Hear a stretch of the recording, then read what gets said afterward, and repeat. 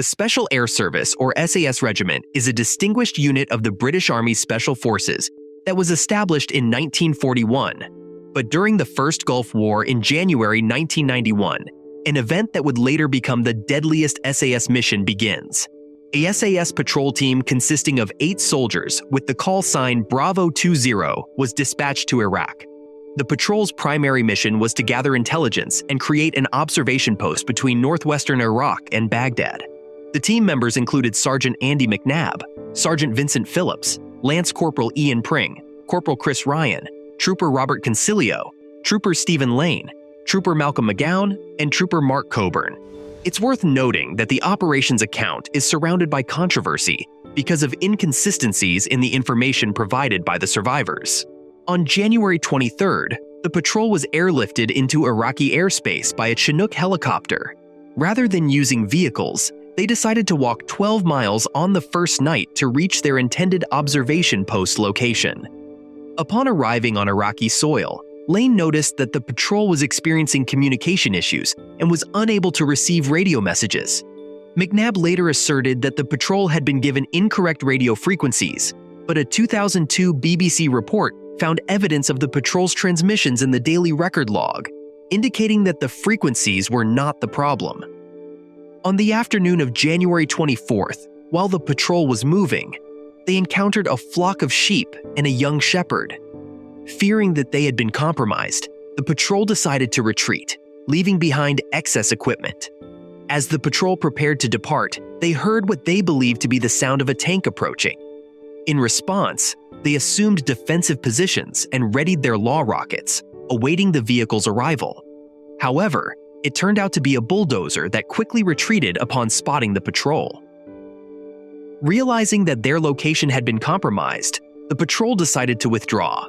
Soon after, while the patrol team was exfiltrating, a firefight broke out with Iraqi armored personnel carriers and other forces. According to British standard operating procedures, if the patrol experienced an emergency or lost radio contact, they were to return to their original infiltration point, where a helicopter would briefly land every 24 hours. However, this plan was complicated by the incorrect initial landing site. Although the patrol reached the designated emergency pickup point, the helicopter failed to appear due to a malfunctioning emergency radio that allowed only outgoing messages. The patrol was unaware that their attempts to contact Allied aircraft overhead had been heard by a U.S. jet pilot who was unable to reach them. Many sorties were launched into the team's last known location, an expected exfiltration route by Allied forces in an attempt to locate them and disrupt the efforts of Iraqi troops to capture them. However, the change in the patrol's plan rendered all of these efforts futile over the following days. McNabb has faced criticism for disregarding advice from superiors to include vehicles in the mission, which could have made for a smoother exfiltration. However, it is also suggested that the patrol had collectively decided against using vehicles, as they believed that their numbers were too small and the vehicles too small to be of much help, especially given that the mission was intended to be conducted from a fixed observation post during the night of January 25th. McNabb continued to try and contact passing coalition aircraft using an Attack V communicator. However, the patrol inadvertently became separated into 2 groups, while the others waited for a response on their communication device. Phillips, Ryan, and McGowan decided to keep moving in the darkness. Neither group followed the standard emergency rendezvous, or ERV procedure that they had been trained to follow, which they had used the previous night. Instead, both groups independently continued to head north toward the Syrian border. On the night of the 25th of January, after the separation of the patrol group, Ryan, McGowan, and Phillips were equipped with 2 M16 and M2 or M3 assault rifles, a Browning high-power pistol, at least 1 communication device, and a night sight around Ryan's neck. Meanwhile, McNabb, Pring, Lane, Consiglio, and Coburn were equipped with their original weapons, as well as McGowan's FN Minimi, which McNabb initially carried but later discarded. The larger group carried at least 1 communication device and a Magellan GPS. In the evening, Ryan, McGowan, and Phillips left the tank berm where they had stayed during the day and headed north. However, Phillips was already suffering from hypothermia and was unable to hold his rifle, which was handed to McGowan. As they continued, Phillips's condition worsened to the point where he began mistaking his black gloves for the color of his own hands and yelling out loud. Eventually, Phillips lost contact with the other two sometime during the night and died shortly thereafter, according to Ryan and McGowan. They both searched for Phillips for about 20 minutes before deciding to continue without him, although McGowan admitted he knew Phillips was already dead at the time.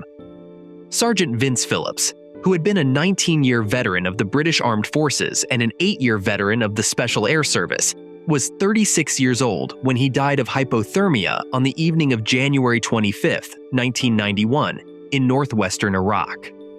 The Special Air Service's Regimental Roll of Honor states that Phillips died of exposure while evading capture in Iraq on January 22, 1991, at the age of 36. On January 26, around midday, Ryan and McGowan were discovered by an elderly goat herder tending to his flock of goats. There were discussions about killing the man, but eventually McGowan decided to go with him to locate a vehicle, while Ryan chose to stay where he was, agreeing that McGowan would return before sunset.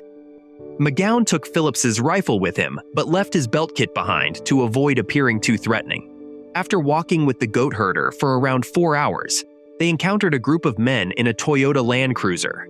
Ryan claimed that McGowan shot and killed an unarmed Arab who was running towards a Toyota Land Cruiser, followed by 2 more armed with AK-47s.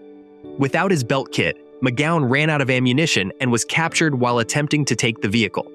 In McNabb's version of events, the goat herder gave McGowan directions to a hut where he found 2 vehicles. McGowan killed a uniformed Iraqi soldier who was attempting to reach one of the vehicles, and then 6 or 7 more soldiers came out of the hut, 3 of whom were killed before McGowan's rifle jammed. He was captured as he sat in one of the vehicles. In a 2002 interview, McGowan stated that he encountered the first soldier near a vehicle and fired his rifle, but it clicked, indicating that he was out of ammunition. As more soldiers emerged from the hut, he was captured. It became evident that Phillips had not reloaded his weapon after the initial engagement on the 24th of January. The reason for this is unknown to McGowan. Surprisingly, the soldiers who captured McGowan did not retaliate with gunfire, but instead took him into custody.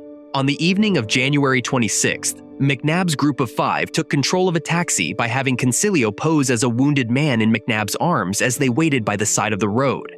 Pring, Lane, and Coburn emerged from the cover and surrounded the vehicle. According to McNabb's account, the group removed all the occupants from the taxi and drove until they reached a checkpoint where Lane shot and killed 1 soldier, while the other members of the group killed 2 more. Ryan's secondhand account states that the group was driven to the checkpoint by one of the Iraqi occupants of the taxi. They disembarked to rendezvous on the other side of the checkpoint, but the driver alerted the police, and the group had to continue on foot.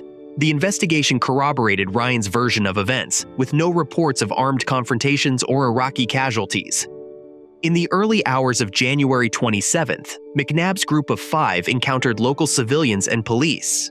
Consiglio was shot and killed by armed civilians around 2 a.m., while Lane died from hypothermia after swimming across the Euphrates with Pring, who along with McNabb and Coburn were later captured during an exchange of gunfire. Before being captured, Coburn sustained injuries to his arm and ankle from gunshots. McNabb reported that the 4 captured members were moved multiple times and subjected to torture and interrogation at each new location.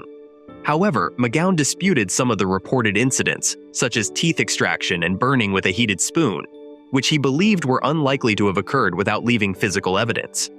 News footage of McGowan and Pring upon their release on March 5th showed no visible facial injuries.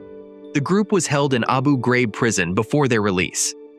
Ryan's escape and evasion made Special Air Service history, covering a distance of 180 miles, which is more than any other soldier, including Special Air Service trooper John Salido, who had previously set a record in the Sahara Desert in 1942. Eventually, Vincent Phillips died of hypothermia, while Chris Ryan managed to evade capture and escape. Ian Pring was taken prisoner, but eventually freed. Robert Consiglio was killed in action, and Stephen Lane lost his life to hypothermia during the mission. Malcolm McGowan was captured but later released, and Mark Coburn was also taken captive but eventually freed. Alright guys, that ends the account of one of the deadliest SAS missions. What do you think about the events that happened on this mission? We'll love to hear your thoughts on this, so please let us know in the comments section below. And if you enjoyed this content, please do well to give us a thumbs up and hit the subscribe button for more. Thank you for watching.